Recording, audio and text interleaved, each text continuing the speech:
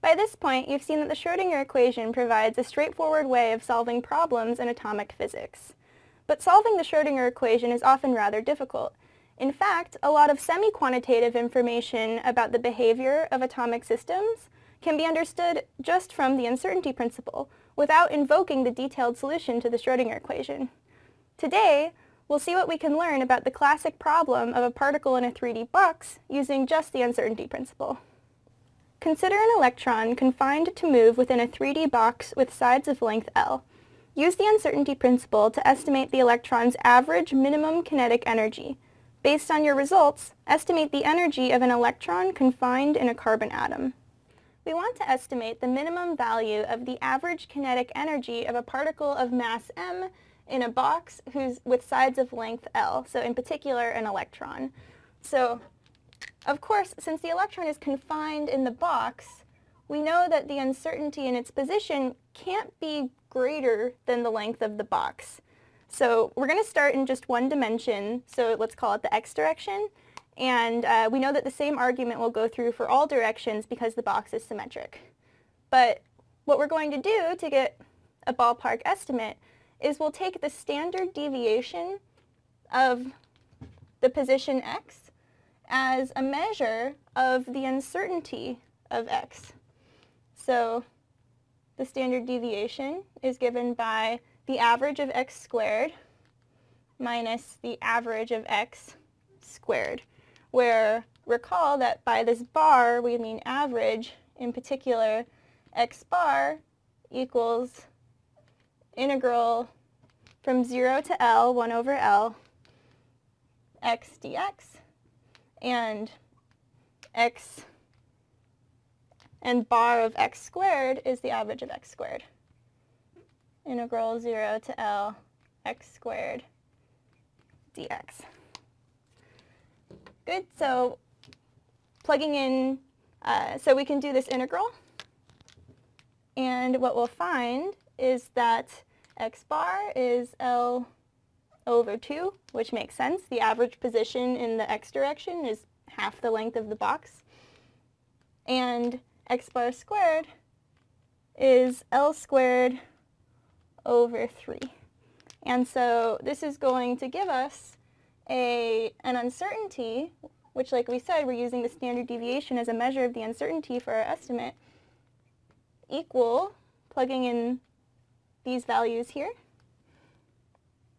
L over root 12, which is indeed, like we said, it should be on the order of the length of the box, slightly less than the length of the box. Okay, so this uncertainty in the position of the box, so this uncertainty in the position of the electron results, due to the uncertainty principle, in an uncertainty in the electron's x component of momentum.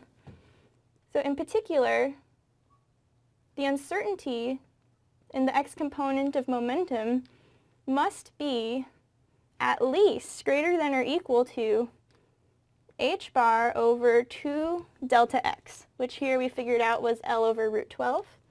So L root 12. Good. So again, we'll take the standard deviation as a measure of the uncertainty in the x component of momentum, just like we did over here for the position. So writing exactly the same thing, delta px equals root px squared bar minus px bar squared. However, note that the average x component of momentum of the electron is 0, because since the box is symmetric, we'd expect the electron to spend equal amounts of time going in the positive and negative x directions. It has no preference. So the average x component of momentum is 0. Of course, the average of the x component squared is not necessarily 0, but this is 0. So what that does is that gives us a relation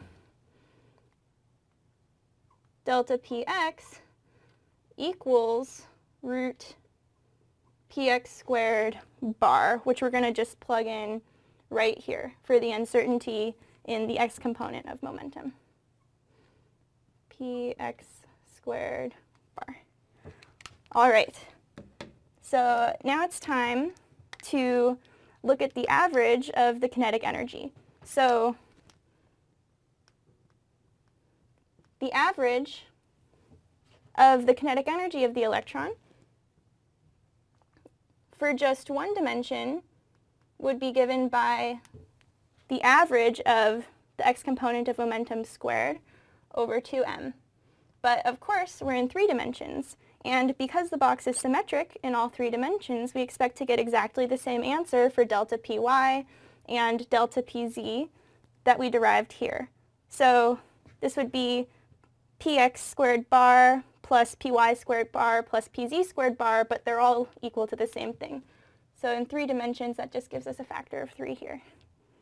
So, but we already related this px squared bar, the average of px squared, to the quantum uncertainty in the x component of momentum. So this average kinetic energy is bounded. It satisfies this relation that it's greater than or equal to 3 over 2m times the right-hand side of this equation.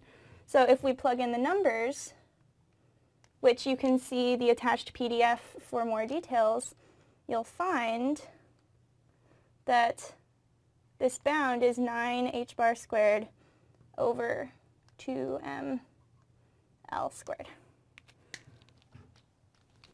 Let's circle this. So this equation indicates that the minimum of the average kinetic energy of the electron in the 3D box is not 0, it is non-zero.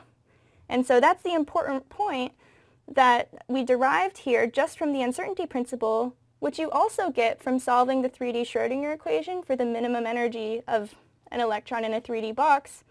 But here we got that qualitative point, not quite the same numbers, just using the uncertainty principle.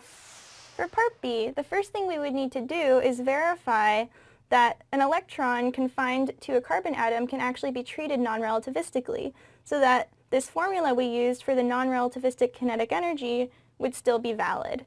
So you should try doing this on your own and see the attached PDF for more details, but indeed you would find that the velocity of the electron would be much less than c, so our results from before are valid for this situation.